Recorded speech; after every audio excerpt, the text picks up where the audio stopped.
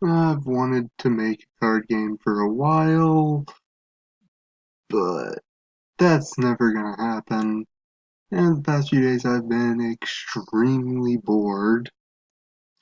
So the past few days I went ahead and just started to kinda try and type out some of my ideas, like the mechanics, and even trying to make an entire deck just so I could do it, even if it's never gonna go anywhere. It's just gonna be something I've typed out on Google Docs. So here's some of the ideas I've had. Like, first off, you'll get to have 4 adventures in each deck, and when you start a game, there are 8 adventure classes, and you can have 4 adventures in your party. They will start by each one will be a different class. There's Seer, which will give you a bunch of cards. It will basically be guard advantage, but then there's another form of guard advantage in the Thief, who would drain your opponent of resources, make them discard and stuff. They serve similar roles while also being opposites of each other. There'd also be the Assassin, who is an offensive class that ignores armor class, which is something that I'll explain when I get to combat. There's also the Warrior, who will just focus on dealing a lot of damage if he gets through. The Tank will prevent your opponent from hitting your other characters in some way, so that they last longer. He'll be a defensive option, while the healer is also a defensive one in the fact that he will heal your characters and keep them alive. And there's the Artificer and Blessed class, which both have an entire card type dedicated to them. There are 3 card types outside of adventurers. There are artifacts, which you activate and pay for during your end step using your Artificer. They will remain active until you stop paying for them during your end step. And there's action cards. You'll play them on the specified class to gain some effect or perform some attack, and then you'll discard them. And then there are blessings, which the blessed will character of the blessed class will allow you to play, which will basically be action cards that will stay on the characters. You can activate them again on your next turn and stuff like that. So when you're building your deck, you get to pick 4 of them that you think would go well together. You could have a healer and a tank to try and keep your thief and seer alive until your opponents are out of resources, and you can just run over them with the large amount of card advantage you've gained.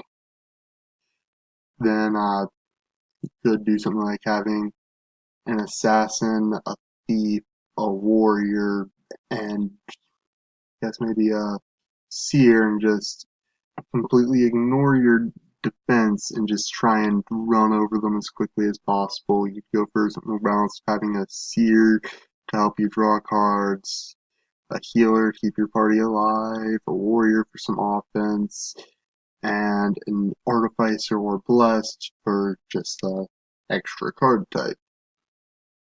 In addition to your 4 adventures, you will also have a deck of 40 cards, which will contain action, blessing, and artifact cards. It'll contain 40 cards, and you can try and run some like 10 cards for each class. And another thing I'm noting is you can only run 3 cards of the same name unless specified otherwise.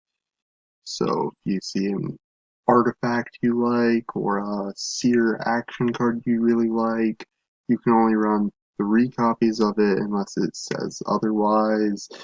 One card that says otherwise is a card called Potion of Healing, which lets you run up to 6 of it, and it's just a really simple healing card. You can run an additional 4 adventures in a side deck and up to 15 other action, blessing, and artifacts in the side deck as well. When you start a game, both players will set their adventures face down or face up if you guys feel like it. It's your choice if this ever would actually exist. You'll both flip them over at the same time, roll dice to determine what, or before you do this, you decide who goes first. Then you will flip your adventurers face over, and you'll roll some die to decide how many action points they start with, and you will draw 4 cards. Right here is a sample of 2 of the cards I went ahead and designed while trying to design a deck to get a better idea about the game would play. As you can see, there's the name, the class, this is the health, this is the armor class, this is the attack mod, and there's the action points. It's just a die, a certain number of a die. Right here, you can see this one is 2d6. So when you're starting, you will roll 2d6 to determine how many action points it starts with. During your upkeep at the beginning of every turn, you will add another action point to it. So let's say you rolled a 5 and you're going second. When your turn starts during your upkeep, you will turn the 5 to a 6. This one has 1d6, this one has 2d6. You just roll however many it says and you'll leave them on there. That's the maximum number of action points you can ever have. I'll get to the combat later, and when I do, that's when I'll explain the other stats. The first player to go will completely skip their upkeep step. That means they don't get any extra action points and they don't draw a card. And they go straight into the second step, the combat step. You do everything there except activate your artifacts, draw cards, add action points, and any cards that say they trigger in those steps. That is when you declare attacks, that's when you use most effects. It's just everything, basically. That's when you play action cards as well. And action cards have a mix of performing attacks or performing some effect. If they perform an attack, I'll get to combat later. If they perform an effect, though, you just immediately perform it. You also can play blessings and artifacts here. You do not have to activate a blessing when you play it. You'll just put it on whatever adventure you want to or it has to go on.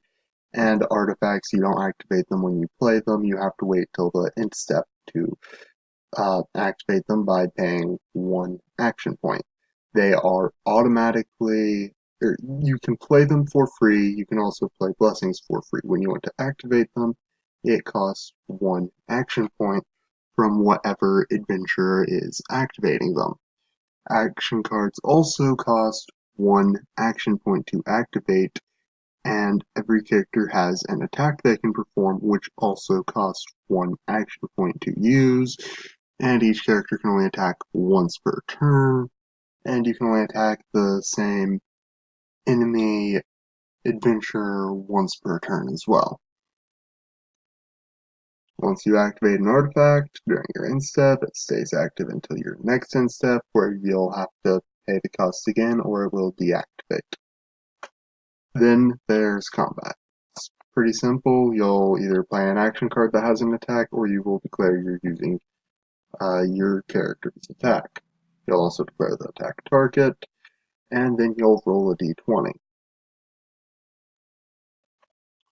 Going back here, you see that this guy has a +2, this guy has a +0. Those are their attack mods. And then underneath the health, you also see the armor class. If your d20 roll plus whatever your attack mod is lower than their armor class, nothing will happen. They just can't attack again, and that character can't be attacked again. But if what you roll plus the armor class is the same as, or what you roll plus the attack modifier is equal to or greater than their armor class, then you will perform the attack. For example, uh, this card's attack deals 6 damage and gives every other goblin you control 1 action point, while this one will let you draw a card for every other goblin you control. Here are two completely different action cards. They're both for the healer. One of them will deal 3 damage and then heal any adventurer for 3 health. Then the other one uh, is an effect that lets you reveal a number of potions in your hand or discard pile and shuffle them into the deck, such as the potion of healing mentioned earlier. One of these, the Life Drain, you can tell is an attack because it deals damage. Anything that deals damage, you will have to perform an attack roll for before you can activate it. If you do not roll high enough to deal any damage, it won't activate, it will just go to the discard pile, and you will not have any adventure heal for free. While repetitive potions, you can play it and it'll just immediately activate. As I said before, you can only attack once with each character. So if you play Life Drain, you cannot play another copy of Life Drain that turn. You'll have to wait till your next turn because only a healer can play Life Drain, and you can only have one of each class in your party. However, Repetitive Potions is an effect. You can play as many action cards that are just effects as you want per turn. So you could play 3 of these if you wanted to. Or you could play up to 4 potions of healing in a single turn, which can also be used by any class, so it doesn't necessarily have to be your healer applying these, but it would have to be your healer playing repetitive potions. Going back to the adventures again, they can have all sorts of effects. For example, this card, its effect is when you draw an artifact, you can reveal it to draw another card. But it also has another effect of every time an artifact enters play, he can get another action point. But then the healer down here, it lets you search your deck for a potion of healing and play it for free once per turn. You can choose when you activate this, you can only do it once per turn, but you have complete control over it. While this one, on the first effect, only activates when you draw a card, and the second effect only activates when an artifact enters play. Then this warrior, it just makes it to where the first action performed each turn is free. You can play an action card, activate an artifact, perform an attack. You can do any of those without actually having to spend one of your action points. And it also has an attack that deals 6 damage, and then it deals an additional 1 damage to every enemy adventurer for every other goblin you control. So it can deal up to 3 extra damage to your enemy's adventurers, and you only have to perform an attack roll for the first 6 damage. The additional 3 will happen regardless, so long as you can beat whatever enemy you're attacking's armor class in your initial attack roll. But if you don't beat it, the second effect does not go through at all. Same goes for the healer's health healing after it deals 6 damage. It has to deal 6 damage before the second effect goes through. Same with the Artificer drawing cards. The initial 6 damage has to hit, and the Artificer doesn't give your other goblins extra action points unless you deal the initial 6 damage. One last small thing of note is that your maximum hand size is equal to your current total action points. This only matters during your instep. If you have, among all your creatures, only 4 action points, they're all down to just 1, and you end your turn with 5 cards in hand. You have to discard one of them before your opponent's turn starts. Well, that's all. See ya.